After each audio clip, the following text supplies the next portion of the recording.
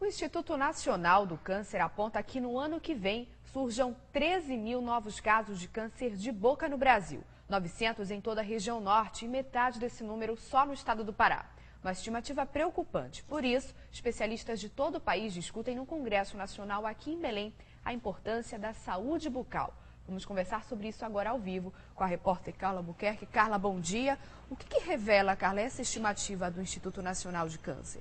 Bom dia, Marina. Bom dia a todos. Essa estimativa revela uma fragilidade aí quando o assunto é saúde bucal. Muitas vezes se dá muito mais atenção a outros aspectos da saúde e a questão da saúde bucal fica um pouco de lado. Mas para conversar um pouco mais com a gente sobre isso, eu estou aqui com o Eric Pedreira, que é doutor em patologia bucal e professor da Faculdade de Odontologia da Universidade Federal do Pará. Eric, bom dia. Um dos principais assuntos que vai ser discutido aqui é a questão do diagnóstico precoce, né, do câncer de boca. Quais são as reais chances de cura aí quando se pensa nessa doença? Na verdade, o câncer de boca ele se anuncia, né, como lesões que são chamadas de lesões cancerizáveis, que são plenamente observáveis clinicamente. Daí a importância dos pacientes, da população, valorizar a realização do autoexame de boca, porque ela permite revelar a presença de nódulos, alguns crescimentos dentro da cavidade oral, ou também feridas que não cicatrizam no período de 15 dias. Isso denuncia que esse paciente pode ser um paciente portador de um câncer de cavidade oral. Doutor Eric, bom dia. Muito bom dia. Marina, quais são os fatores de risco para um câncer de boca? Como identificar de repente e o que envolve esse risco de desenvolver essa doença? Como as outras modalidades de câncer, tem um componente genético envolvido, sobre o qual nós infelizmente não temos ainda nenhum tipo de ação, mas existem fatores de ordem ambiental.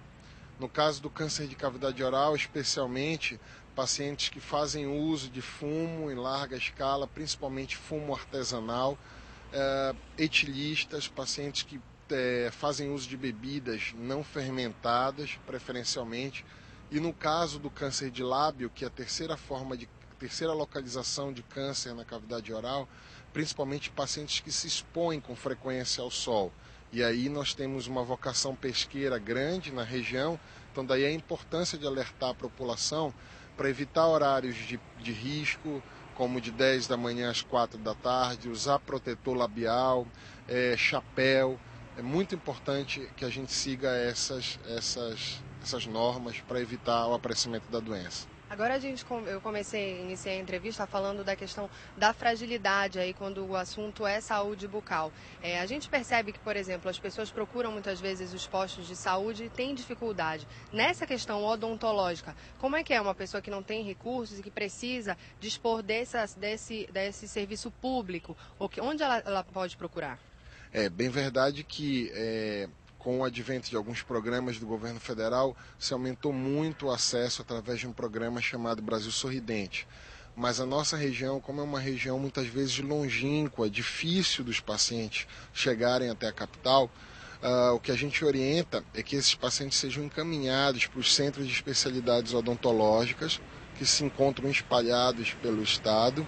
E aqui na capital nós temos 2 serviços que são serviços de referência no atendimento a pacientes com lesões de boca, que é o serviço que funciona no Hospital Universitário João de Barros Barreto, da UFPA, e o serviço que funciona na própria Faculdade de Odontologia da UFPA. São 2 serviços que estão capacitados a atender a população através do Sistema Único de Saúde. Doutor Eric, você falou da importância do autoexame e a importância também, claro, de procurar um especialista. A predisposição genética, ela é um dos principais fatores associados à questão do câncer de boca.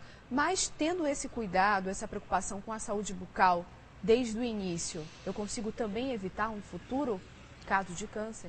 Sim, na realidade hoje o governo investe somas altíssimas financeiras num tratamento, muitas vezes já avançado desses pacientes. O ideal é que esses pacientes estejam de 6 em 6 meses nos consultórios odontológicos, porque aí os dentistas saberão identificar o aparecimento dessas possíveis lesões e tratá-las de forma precoce. Essa é a melhor forma que nós temos de combater o aparecimento dessa doença.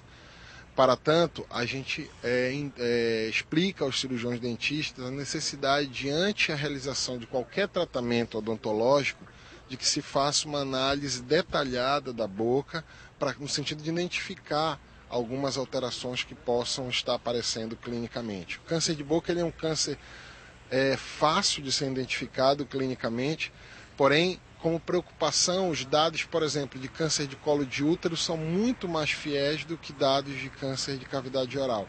Quando, na verdade, o câncer de colo de útero precisa que a mulher vá ao ginecologista, fique em posição ginecológica. Então, quer dizer, é muito mais difícil o diagnóstico, porém, os dados do Instituto Nacional do Câncer são bem mais confiáveis, são bem mais fiéis que os de câncer de boca. Câncer de boca é bem mais aparente, né? Sim, clinicamente. Tá ok. Obrigada pela sua entrevista, Marina. Obrigada, Carla, pelas informações. Obrigada, doutor Érico.